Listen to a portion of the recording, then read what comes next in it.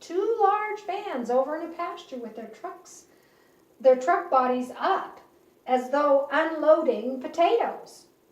Curiosity slowed him down, and we watched a short time.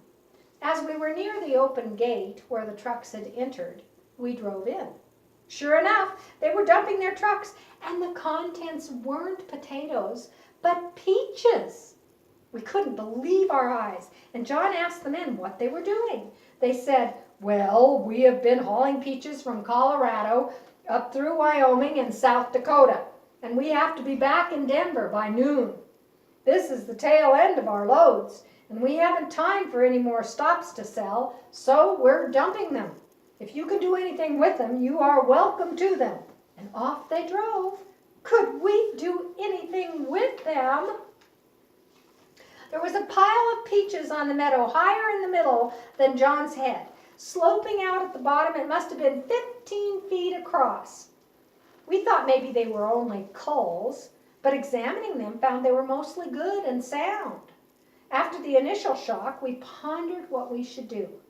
John said, "I'll stay here and you girls go to town and get on the phone to Yoder and Hawk Springs and tell them to bring containers and come. Tell them they can get peaches for $1.50 a bushel."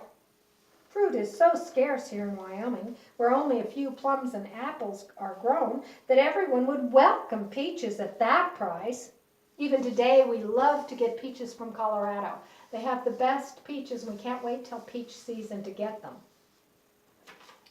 We hurried back to Torrington and called everyone we knew and asked Yoder and Hawk Springs to call it over their lines. That was back during the days when they had party lines. There were a lot of people on a party line. We changed our clothes and took boxes and pails for ours and then drove back to the peach location. Well, it looked like a county fair when we got back. Cars and pickups parked all around and people filling their buckets and John stuffing dollar bills in his pockets. He was glad to see us back to help him. People in that area responded to the calls, and many from town, Torrington, went out for peaches. It was a strange celebration, and we couldn't believe it could happen to us. The pile went down, and finally the culls, someone wanted cheap to make wine. It was afternoon quite a bit when we loaded our buckets in the car for home. Janan was cooking for the hospital, and the peaches we canned and the jam we made was very welcome. Besides, we had some money to shop for our hospital equipment. In the 1930s, money was scarce, if any of you remember the Depression years, and such a godsend as our peach party could hardly be believed. We were indeed thankful.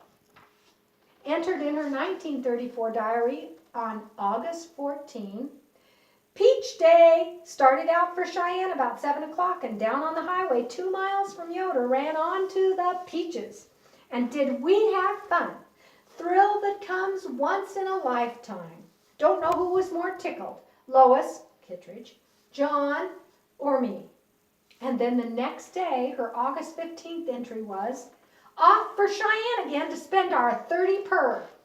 I'm assuming that's $30 per person. Shopped for so many things we needed, percolator, rugs, etc., etc. Janan and I put all the new things away and straightened up as an operation in AM. Sure liked the house. Well, thanks for listening to these stories and the history of my Grandma Brownie's nursing days. I found all the information from different sources.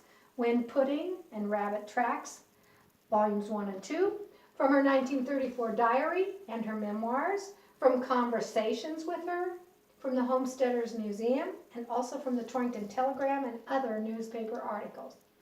Thank you so much.